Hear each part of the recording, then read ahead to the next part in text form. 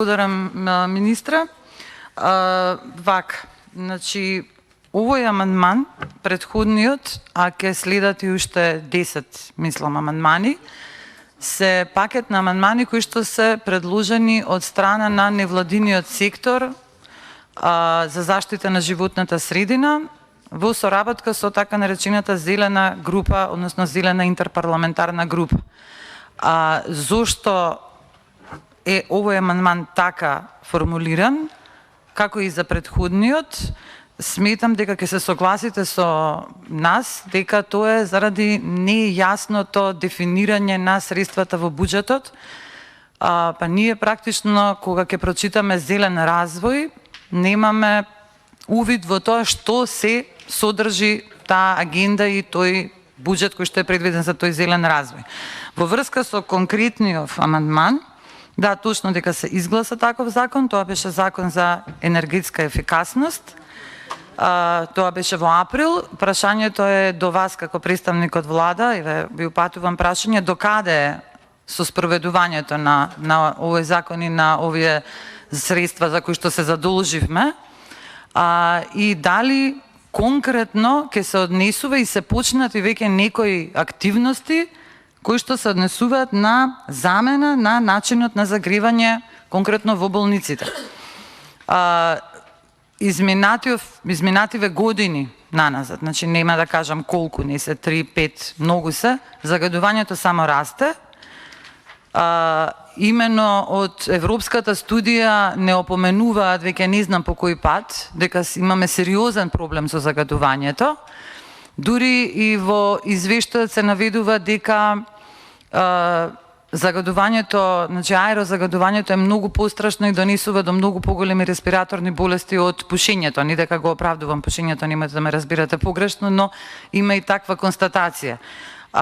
И ваква една замена на средствата на со кои што се загреваат болниците, особено кои што се можеби најголеми еден од поголемите потрошувачи на и со тоа и загадувачи со оглед на тоа дека се греат на нафта или на мазут, сметаме дека овој амандман се однесува конкретно, значи предложените амандмани од невладиниот сектор за заштита на животната средина се однесуваат во овој случај на конкретни работи.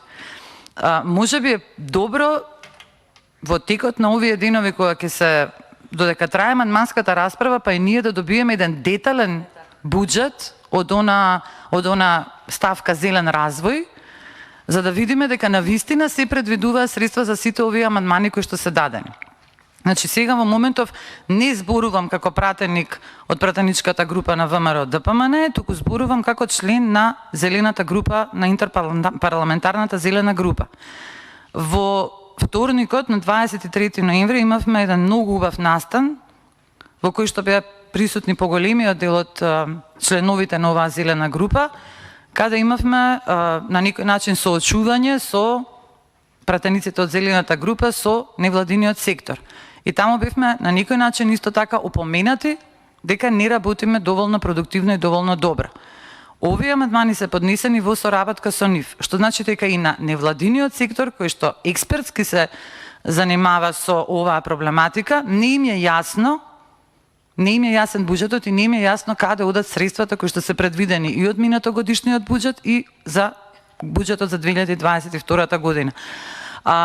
Да, има средства определени и за 2020 година и за 2021 година за зелената агенда, меѓутоа ние не гледаме никаков резултат, па дури во следните денови ќе видите и дури повторување на некои амандмани дадени исто така од невладиниот сектор, кои се однесуваат на ажурирање на катастар на загадувачи, мапирање, значи слични амандмани кои што се даваат веќе и минатата година се дадени и оваа година. И сега ние доаѓаме во една ситуација, вие велите има средства, но повторно мора да се повторуваат амандманите, бидејќи таа активност за која што биле предвидени тие средства очигледно не е завршена, па сега повторно мора да бараме средства. И од тука е ова збунетост.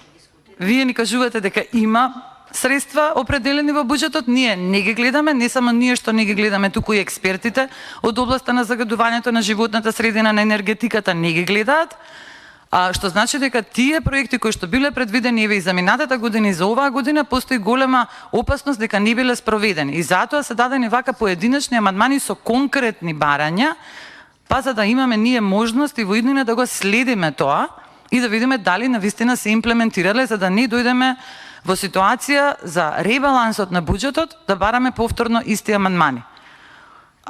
Доколку можете, би била срекна да ми го образложите ова или да направите еве во идните денови едно образложување за оваа програма Зелен развој, во кој што очигледно се ставени поголемиот дел од проектите, за кои што под раководство на О2 иницијативата и во соработка со Зелената група се подадени овие амандмани. Благодарам.